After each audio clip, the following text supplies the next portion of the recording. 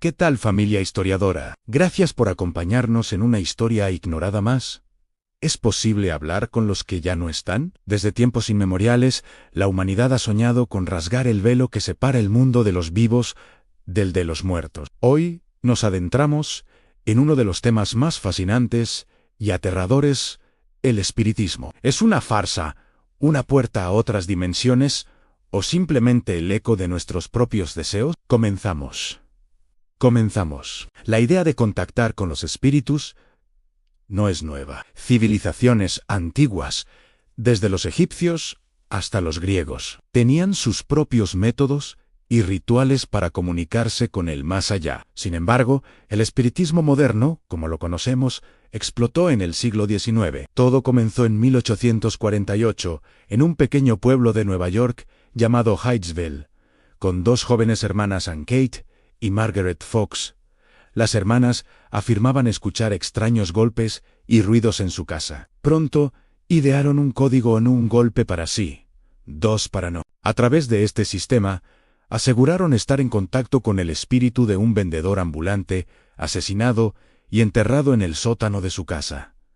La noticia corrió como la pólvora. De repente, todo el mundo quería hablar con sus seres queridos fallecidos. Las hermanas Fox se convirtieron en celebridades, realizando sesiones espiritistas ante multitudes fascinadas. El espiritismo se había convertido en un movimiento masivo. Pero, ¿qué es exactamente una sesión espiritista? Imaginen una habitación oscura, un grupo de personas sentadas alrededor de una mesa, tomadas de la mano. En el centro, un medium, la persona supuestamente dotada con la habilidad de ser un puente entre los dos mundos. El ambiente es tenso, lleno de expectación. Se escuchan susurros, se siente un frío repentino.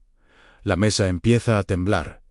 Al levitar, se oyen golpes, voces lejanas que parecen venir de la nada, o una sustancia blanquecina llamada ectoplasma emana del medium. Estos fenómenos eran el pan de cada día en la época dorada del espiritismo. El movimiento ganó una credibilidad sorprendente al atraer a algunas de las mentes más brillantes de la época. Por ejemplo, Sir Arthur Conan Doyle, el creador del ultralógico Sherlock Holmes, fue uno de los defensores más apasionados del espiritismo. Tras la muerte de su hijo, su hermano y dos sobrinos en la Primera Guerra Mundial, Doyle encontró consuelo en la creencia de que podía comunicarse con ellos. Asistió a innumerables sesiones y escribió extensamente sobre el tema, convencido de su autenticidad. Incluso el gran inventor Thomas Edison, un hombre de ciencia pura y dura, se sintió intrigado. En una entrevista de 1920, reveló que estaba trabajando en una máquina para comunicarse con los muertos,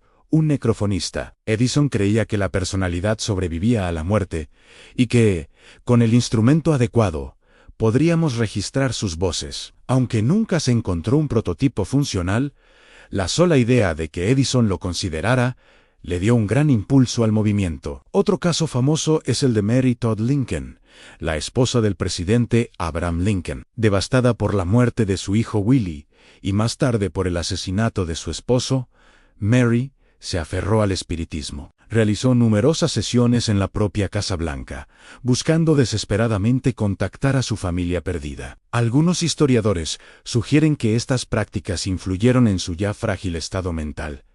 Pero no todo era consuelo y fe. Junto a los creyentes, surgieron los escépticos y sobre todo los desenmascaradores de fraudes. El más famoso de todos fue, sin duda, el legendario mago Harry Houdini. Houdini, quien también había perdido a su amada madre, inicialmente se acercó al espiritismo con una mente abierta, esperando contactarla. Sin embargo, tras asistir a numerosas sesiones, su ojo de experto ilusionista detectó rápidamente los trucos. Houdini se dio cuenta de que muchos médiums utilizaban técnicas de prestidigitación, mesas con patas secretas, hilos invisibles para hacer levitar objetos cómplices escondidos que producían ruidos o voces, y un profundo conocimiento de la lectura en frío, una técnica para obtener información personal del cliente y hacerle creer que se conoce su vida. Houdini dedicó la última parte de su vida a exponer a estos charlatanes, reproduciendo sus fenómenos en el escenario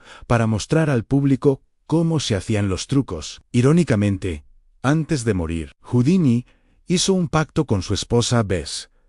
Acordaron una palabra secreta que el primero en morir intentaría comunicar al otro desde el más allá. Durante 10 años, Bess realizó sesiones cada Halloween, esperando recibir el mensaje. Nunca llegó. Finalmente, en 1936, declaró públicamente que la prueba había fallado y que no creía que la comunicación fuera posible. A pesar de los fraudes, el espiritismo ha dejado una huella indeleble en nuestra cultura. Uno de sus legados más populares es la tabla Ouija, patentada en 1890 como un juego de salón. La Ouija se convirtió rápidamente en la herramienta espiritista por excelencia. La idea es simple: los participantes colocan sus dedos sobre un puntero que se desliza sobre un tablero con letras y números, supuestamente guiado por un espíritu para deletrear mensajes. Los científicos explican el movimiento del puntero con el efecto ideomotor, movimientos musculares inconscientes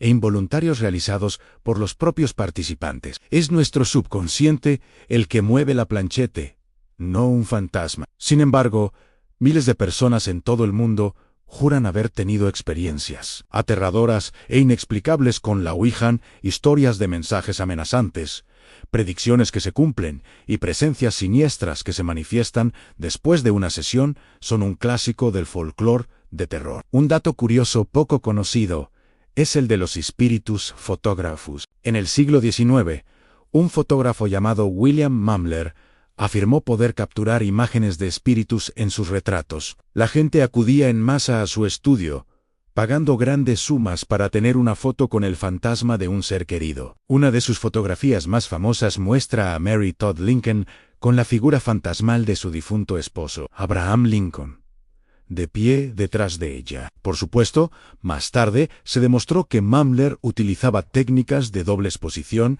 para crear estas imágenes, pero en su momento fueron consideradas una prueba irrefutable de la vida después de la muerte. Otro fenómeno intrigante son las psicofonías o fenómenos de voz electrónica. Se trata de supuestas voces de origen paranormal que quedan grabadas en dispositivos electrónicos. Los investigadores de lo paranormal pasan horas en lugares supuestamente embrujados con grabadoras digitales, haciendo preguntas al aire y luego escuchando las grabaciones en busca de respuestas que no eran audibles en el momento. A menudo se escuchan susurros, palabras sueltas o frases completas. Los escépticos argumentan que esto es simplemente pareidolia auditiva, nuestro cerebro tratando de encontrar patrones y palabras en el ruido blanco o aleatorio, similar a ver caras en las nubes. Pero para los creyentes es una evidencia clara de comunicación. Hoy en día, el interés por el espiritismo sigue vivo. Programas de televisión sobre cazafantasmas,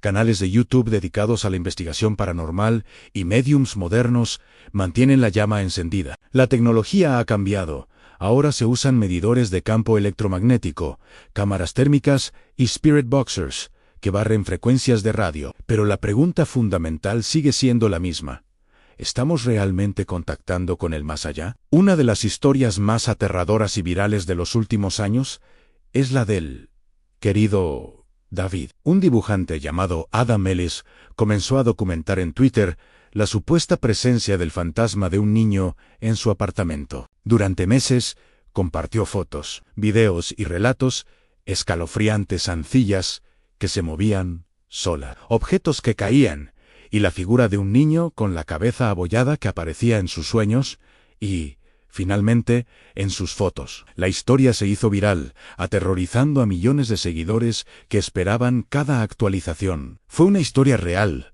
o una brillante obra de ficción de terror contada en tiempo real a través de las redes sociales? Ellis nunca lo confirmó, dejando el misterio en el aire. El espiritismo nos confronta con nuestros miedos más profundos y nuestros anhelos más grandes. El miedo a la muerte y al olvido, y el deseo de reencontrarnos con aquellos que perdimos. Quizás, al final, no importa si los golpes en la mesa son de un espíritu o del movimiento inconsciente de nuestras manos. Lo que buscamos es una conexión, una señal de que el amor y los recuerdos trascienden la barrera final. Tal vez los espíritus no nos hablan desde el más allá, sino desde lo más profundo de nuestra propia memoria y nuestro propio corazón. O tal vez, solo tal vez, hay algo más ahí fuera, escuchando, esperando a que preguntemos. Gracias por adentrarte con nosotros en otra historia ignorada. Si estas historias te fascinan tanto como a nosotros,